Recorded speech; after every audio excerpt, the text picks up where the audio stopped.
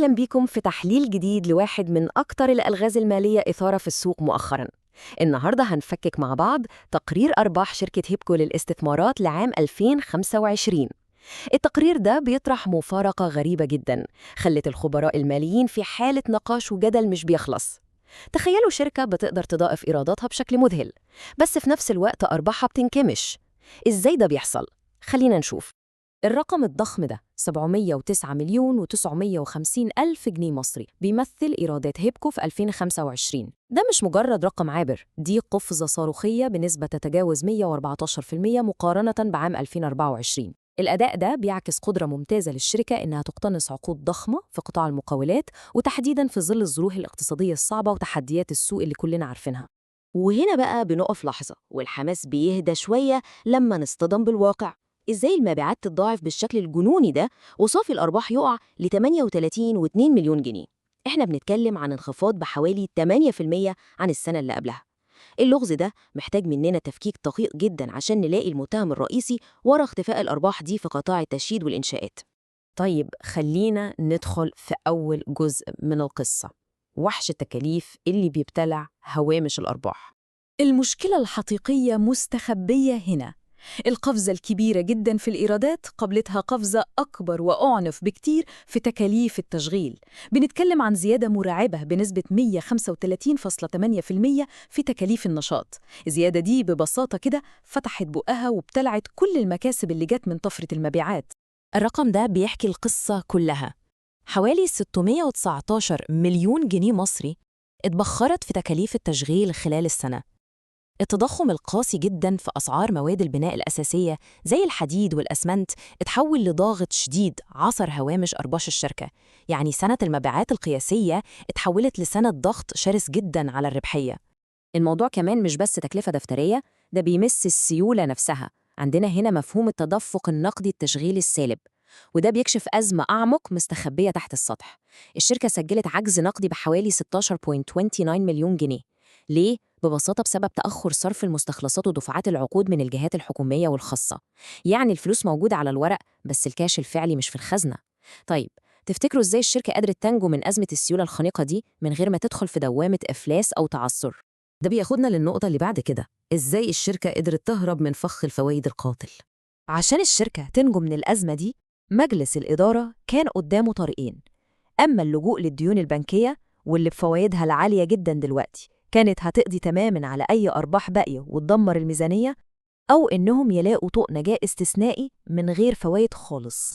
وهنا بتيجي الحبكة الدرامية اللي غيرت مسار الأحداث.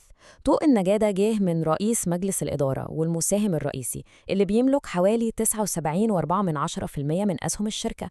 الراجل ده اتدخل شخصياً بقرض مساند بقيمة 30 مليون جنيه، والأهم إنه بدون أي فوائد. ده كله لدعم رأس المال العامل وإنقاذ الشركة من الديون البنكية السامة. الخطوة دي بتاخدنا لقطعة تانية مهمة من البازل المالي ده، وهي السر ورا قرار 80% أسهم مجانية.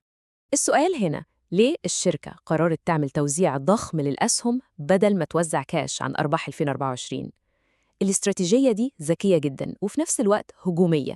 توزيعات الكاش كانت هتستنزف السيولة الحيوية اللي الشركة أصلاً بتكافح عشان تحافظ عليها. في المقابل، توزيع الأسهم المجانية بيعمل حاجة في عالم التمويل بنسميها حبس الكاش. يعني بيحتجز الأرباح جوه الشركة لتمويل العمليات المستمرة بدل ما تتوزع لبره. خطة إعادة هيكلة رأس المال هنا بتتم على مرحلتين. المرحلة الأولى هي رفع رأس المال من 40 مليون ل 72 مليون جنيه عن طريق توزيع 8 أسهم مجانية لكل 10 أسهم، وبعدها بندخل في المرحلة الثانية بزيادة نقدية لحد 108 مليون جنيه. المناورة الرياضية دي بتسمح للشركة بأنها تخفض الرافعة المالية بتاعتها بشكل فعال جداً وتبني أساس مالي قوي. أكيد بتسألوا نفسكم ليه كل المجهود ده لحبس الكاش؟ الأسباب واضحة وبتربط التحركات دي بهدف أكبر على المدى الطويل. الشركة محتاجة قوة تمويلية عشان تقدر تنفذ عقود مشاريع بنية تحتية وعقارية جديدة مستهدفة قيمتها بتتجاوز 2 مليار جنيه. ده غير طبعاً الهدف الأساسي وهو تجنب تكاليف الأقطار المدمرة وبناء قاعدة مالية صلبة للمستقبل.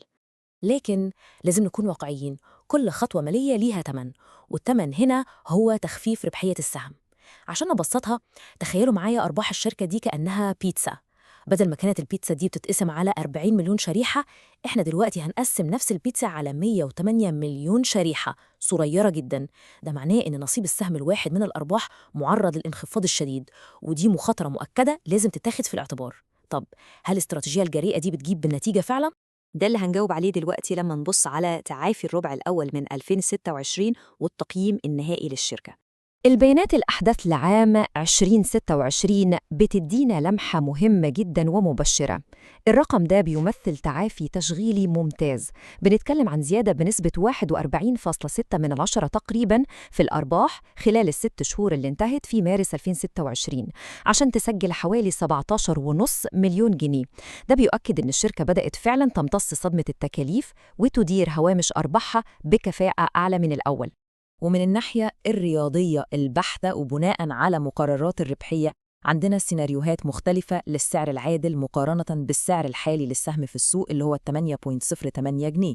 عندنا أرضية محافظة جدا عند 5.40 جنيه، وسيناريو عادل عند 7.56 جنيه، وسقف متفائل بيوصل ل 9.72 جنيه.